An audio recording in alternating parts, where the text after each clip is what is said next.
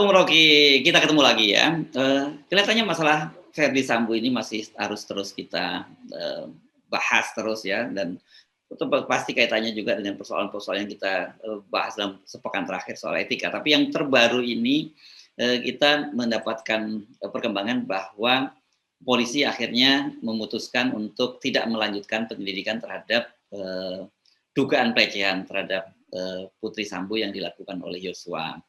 Kedua juga soal rencana pembunuhan terhadap Barada Eliezer yang dilakukan oleh Yosua. Memang dengan fakta adanya Sambo sebagai tersangka pembunuhan berencana ini ya ini bisa dikesampingkan soal ini.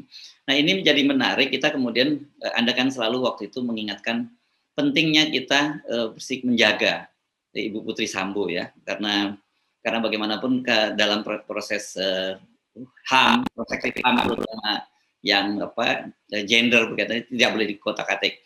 Tapi belakangan ini sekarang terungkap gitu, misalnya dari pengakuan pengacara Barada Eliezer, ternyata Ibu Putri Sambo ini satu dengan laporan tadi kan berarti dia melakukan laporan palsu, ya kan, dengan dia dihentikannya proses penyidikan. Kedua itu juga berkaitan dengan pembunuhan itu dia ternyata di situ menurut pengakuan Barada Eliezer dia menjanjikan uang sampai 1 miliar kepada Barada Richard Eliezer dan juga 500 juta masing-masing pada dua orang tersangka, yakni Bribka Riki Rizal dan juga Kuat Makmurnya, asisten atau sopirnya. Nah, saya ingin kita ngobrolin soal itu, Bung Rocky. Ya, di awal saya menerangkan posisi Ibu Putri sebagai korban pelecehan seksual. Sebagai korban pelecehan seksual itu berdasarkan prinsip hak asasi manusia, dilindungi dulu tuh. Bahwa itu dilecehkan atau tidak dilecehkan itu nanti dibuktikan nanti itu. Tetapi prinsip yang disebut affirmative action, setiap perempuan yang melaporkan terjadinya pelecehan, maka dia harus segera dilindungi. Itu tanpa memerlukan pembuktian lebih dulu tuh. Itu prinsipnya begitu tuh. Dan itu di dunia internasional dianggap bahwa perempuan selalu dalam posisi yang lemah gitu. Karena itu mending lindungi dia lebih dahulu supaya barang bukti tidak hilang. Itu intinya tuh. Tapi itu adalah tindakan preemptif. Nah, kalau proses persidangan atau proses penyelidikan sudah berlangsung, tentu dengan sendirinya prinsip itu hilang karena masuk pada soal yang material.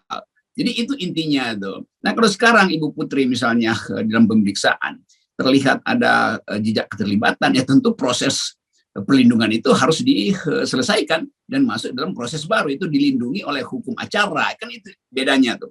Jadi pada awal dia dilindungi oleh prinsip hukum hak asasi manusia, sekarang dia harus dilindungi oleh hukum acara. Dalam hukum acara pembuktian itu dimungkinkan bila dikawal oleh pengacara, sehingga hak-hak terdakwa dilindungi oleh hukum acara, kan itu intinya tuh. Tetapi lebih dari itu, orang kemudian melihat lebih jauh bahwa sangat mungkin juga Ibu Putri mengetahui lebih dari sekedar apa yang dia ucapkan hari ini. Karena itu butuh penelusuran lebih lanjut. Jadi peristiwa hukumnya sudah berlangsung sekarang. Dan orang justru menginginkan Ibu Putri mengucapkan hal-hal yang tidak akan memberatkan dia nanti di pengadilan. Kira-kira begitu. Nah, kejujuran diperlukan tentu supaya tidak ada pemberatan. Nah, ini sebetulnya hal yang tahap baru supaya kita clear dalam semua hal itu. Nah, saya kira ini bagus juga kita mulai wacanakan, karena biasanya kan kita dalam kasus-kasus semacam ini abai terhadap soal semacam itu gitu ya, dan orang menjadi agak aneh gitu ketika Anda menyampaikan soal itu gitu. Ya, saya ngajar feminist human rights, jadi saya paham prinsip itu tuh. Dan pada waktu itu bahkan saya menginginkan agar supaya jangan itu disentuh gitu, karena pandangan kita tentang laporan pelecehan itu selalu menimbulkan relasi kuasa di dalamnya itu. Nah, bayangkan misalnya Pak Mahfud tanpa ada jejak persidangan langsung mengambil kesimpulan bahwa yang menyangkut Ibu Putri itu hanya boleh didengar oleh orang dewasa. Itu juga lebih berbahaya lagi, kan orang bikin spekulasi apa itu. Nih, walaupun nanti mungkin di ujungnya dibuktikan bahwa memang itu sesuatu yang sensitif sehingga tidak boleh dibuka di publik. Tetapi Pak Mahfud kan bukan saksi, bukan penyidik, jadi dia nggak boleh ucapin itu. Itu yang juga saya kasih sinyal bahwa Pak Mahfud jangan jadi pengamat atau jangan jadi penyidik. Dia harus memberitahu keadaan yang memungkinkan proses ini dibuktikan secara lebih cepat di pengadilan, bukan dia menyodorkan fakta-fakta yang juga masih dugaan. Kan itu intinya kan. Jadi baiklah sebetulnya kita belajar sama-sama bahwa dalam soal-soal yang dimana sensasinya kuat, oke, sensasi itu bisa digambarkan sebagai latar belakang dan bagian dari upaya untuk menerangkan pada publik, karena publik akan tagih sensasi, itu intinya kan. Nah bayangkan misalnya kalau soal Ibu Putri ini itu jadi semacam persidangan Johnny Depp di Amerika yang berbulan-bulan, berminggu-minggu orang nunggu sensasi itu, karena di situ memang orang nunggu sensasi. Tapi hal yang kita alami sekarang di dalamnya ada orang yang terbunuh, ada kriminalitas di situ tuh, dan lalu dikaitkan dengan fasilitas khusus yang dipegang oleh Pak Sambo soal Satgasus Merah Putih segala macam tuh yang kemudian melebar lagi kemana-mana. Jadi kita ingin supaya setiap isu yang terkait dengan Duren 3 itu betul-betul diklarifikasi pada batasnya aja, itu intinya. Sambil kita tentu menunggu dibuka semuanya itu di pengadilan. Jadi sabar aja kan di pengadilan, termasuk soal Satgas Merah Putih itu. Semua sinyal mengarah pada di dalamnya ada isu politik dan politik uang. Ya itu semua kita tahu sebagai isu, tapi kita tidak boleh mengeksploitasi itu sebelum ada di pengadilan. Dan Pak Sigit mengambil inisiatif untuk membubarkan itu, tapi orang masih menunggu setelah dibubarkan apa ada audit. Itu urusan diskresi di dalam kepolisian, bahwa hal-hal semacam ya mungkin ada operasi-operasi tertentu yang tidak mungkin diberikan laporan pada publik, tapi publik ingin ada kejelasan yang mana yang operasi khusus, yang mana yang operasi tidak khusus, kan hanya itu sebetulnya tuh. Iya. Oke, jadi tadi ada menyebut Johnny Depp dan Amber Heard ya kemarin tuh ya. Tapi ada juga kasus yang serupa ya, karena berkaitan dengan pembunuhan ini, waktu yang juga menyangkut seleb dulu, O.J. Simpson. Anda masih ingat juga ya? Iya, itu. Ya. Dan akhirnya O.J. Simpson tidak terbukti ya. Pada akhirnya setelah beberapa puluh bulan kasus itu, dia tidak terbukti itu. Jadi itu bedanya tuh dengan apa yang kita hadapi sekarang. Nah itu memang dimulai dari kekacauan informasi awal di TKP, dan itu yang udah dimulai diluruskan, diperiksa oleh tim penyidik tuh. Jadi bagian yang bagus juga itu, dan kita selalu ingin lihat polisi betul-betul lepaskan beberapa variabel yang mungkin melibatkan senioritas, melibatkan angkatan atau lembaga-lembaga khusus di dalam polisi. Itu harus dikontrol lebih dahulu supaya publik merasa oke, polisi lagi profesional, sangat profesional. Ya, itu sebetulnya inti pikiran kita hari ini. Ya. Nah, kita tidak membayangkan ya akan melihat kenyataan seperti sekarang ini. Pernah kita membayangkan bahwa ada sebuah lembaga kepolisian sekarang sedang bersih-bersih dan melibatkan banyak sekali. Ada 4 jenderal, Bung Rocky, sekarang ini yang sudah mulai disidik berkaitan dengan kasus pelanggaran disiplin, dan 1 yang sudah dinyatakan berkaitan dengan pidana, yakni Pak Ferdi Sambo. Ada 3 lagi jenderal, termasuk Puslapor. Ini kan jadi serius. Jadi bagaimana kita membayangkan dampak kerusakan yang terjadi akibat dari perilaku Ferdi Sambo itu. Dan kita sekali lagi mengingatkan bahwa ini kan hanya simptom, dan kita belum tahu apakah ada kasus-kasus besar lain juga sebenarnya juga daya rusaknya itu jauh lebih besar dari kasus Ferdi Sambo ini. Ya itu, kalau satu Sambo menyebabkan banyak yang limbo itu. Limbo artinya oleng, limbo artinya mulai masuk pada ketidakjelasan itu. Jadi yang limbo ini tentu mengintai atau mengintip sejauh mana proses perkara Pak Sambo ini menyeret soal-soal lain. Itu juga mesti kita pisahkan tuh, karena ini soal kriminal. Pertama-tama ini soal kriminal tuh. Bahwa ada kemudian kaitan dengan merah putih segala macam, itu urusan lain tuh. Tapi betul Pak Sigit, dia langsung konten, jangan itu dulu soalnya. Tetapi publik udah keburu lihat hubungan itu, dan publik bahkan mulai tagih lagi nih, jangan-jangan kilometer 50. Jadi di atas kertas itu jadi rumit sebetulnya tuh. Tapi kerumitan itu justru membuat kita percaya bahwa memang sebaiknya yang rumit itu diurai satu-satu aja kan.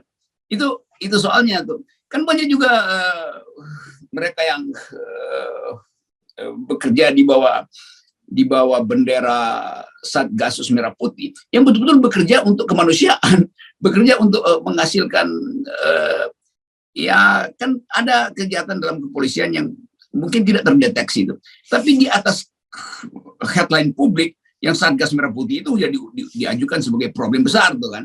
Demikian juga soal apa namanya ini, seksualitas di situ tuh, sehingga orang lupa bahwa Sambo itu dituduh disangkakan melakukan pembunuhan. Itu difikskan dulu tuh supaya kita fokus di situ, baru fokus ke lain itu. Jadi mungkin dari Sambo terus pergi ke soal kenapa diperlukan audit terhadap Merah Putih itu tuh, apa dasarnya tuh, apa sebetulnya yang bagus dari lembaga itu. Orang hanya ingat bahwa lembaga itu lembaga yang dipakai untuk desain politik, kan begitu kan. Padahal belum tentu begitu. Nah ini intinya kenapa terus-menerus kita tagih Pak Sigit itu, kita kasih moral support supaya beliau betul-betul mengerti keadaan dan tidak ragu untuk mengambil keputusan. Nah, seri keputusan yang beliau lakukan ini memang membuat banyak hal akhirnya kait-mengkait. Tapi itu konsekuensi dari rumitnya variabel pada satu tokoh yang namanya Pak Freddy Sambo. Ya, ya. Dan kita juga selalu mengingatkan bahwa ini kemudian mau tidak tidak bisa lepas dari soal politik, gitu ya. Karena belakangan muncul itu sudah sekarang isunya mulai bergulir. Isu yang kita sebut sebagai office politicking. Ada siapa yang sudah jadi calon Kapolri baru, ketemu siapa itu sudah jadi sinyal bahwa itu ini rupanya Kapolri menjadi calon pengganti. Dan selama masih terus-menerus seperti itu, saya kira kita nggak bisa berharap lembaga kepolisian bisa bersifat profesional. Itu yang makin lama orang merasa udah kalau begitu ya moratorium dulu deh kepolisian tuh, buat sementara mungkin diganti oleh lembaga yang lain. Tapi itu juga nggak mungkin juga, karena negara ini ada dalam keadaan yang betul-betul rentan secara ekonomi, secara stabilitas macam-macam. Tapi saya membayangkan kalau misalnya keadaan seperti ini berlanjut sampai 2024, siapa yang akan mengamankan pemilu nanti itu? Sementara kasak-kusuk di bawah itu gontok-gontokan yang merasa bahwa kita mesti sikat mereka karena mereka pembagiannya kurang. Pada saat yang sama mereka yang ada di dalam jaringan menganggap udah kalau begitu kita bumi hangus saja tuh. Dan ini berbahaya sebetulnya tuh, karena banyak perwira di kepolisian yang bisa memikirkan bangsa ini secara komprehensif tuh, dan mereka menginginkan supaya mungkin ada hal-hal yang ada black case, ada kasus-kasus hitam di situ. Tapi kalau itu diobok-obok terlalu jauh, itu artinya semuanya berantakan. Di semua negara aktivitas polisi itu pasti berkaitan dengan dunia hitam itu, dan kehitaman itu yang mesti kita transparankan.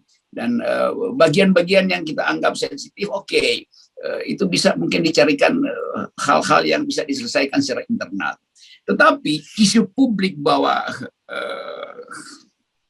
Pak Sambo itu memang terkait dengan kepentingan distribusi rezeki di Satgas Merah Putih, itu udah jadi pembicaraan publik. Jadi kalau itu disembunyikan justru orang curiga tuh. Nah itu yang pentingnya bagaimana kita memisahkan antara aktivitas resmi dari Satgas Merah Putih dan aktivitas under bawah tanahnya. Itu yang mesti kita bedakan itu. Yang terbuka kan nggak ada soal. Kalau aktivitas Satgas Merah Putih itu menghasilkan bantuan-bantuan kemanusiaan, itu bagus juga kan. Membuat masyarakat merasa bahwa Satgas Merah Putih itu berguna untuk mengakrabkan kembali perpecahan, ya bagus juga. Jadi hal-hal yang baik itu tentu akan kita amankan juga, akan kita jadikan sebagai pembuktian. Tapi yang buruk ya jangan ditutupi dong, kan itu aja. Ya. Saya surprise dan sekaligus senang gitu mendengar Anda yang biasanya senang dengan kata Anda semakin banyak kekacauan semakin bagus. Tapi Anda sangat khawatir dengan lembaga kepolisian ini kalau sampai juga kacau gitu. Saya senang ada kekacauan, asal ada lembaga yang akan mengolah kekacauan itu tidak menjadi kerusuhan, yaitu kepolisian. Tapi kepolisian sendiri kacau, ya bagaimana hidup ke depan itu? Itu intinya berantakan negeri. Ya.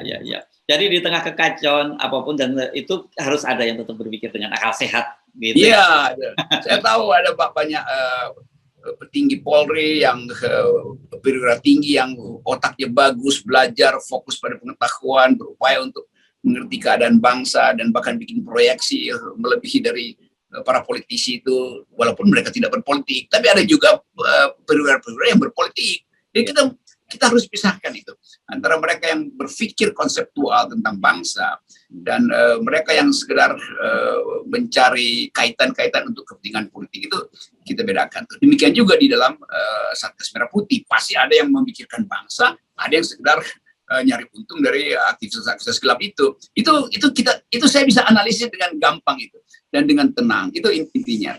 Nah, hasil analisis itu harus berujung pada pendewasaan para perwira sekaligus pemulihan martabat kepolisian yang kita banggakan bersama. Ya. Oke. Baik, terima kasih Bung Rocky, dan tetap 0%. 0% ini sebetulnya akan menyelesaikan semua persoalan. Yes. Ya. Thank you. Yo.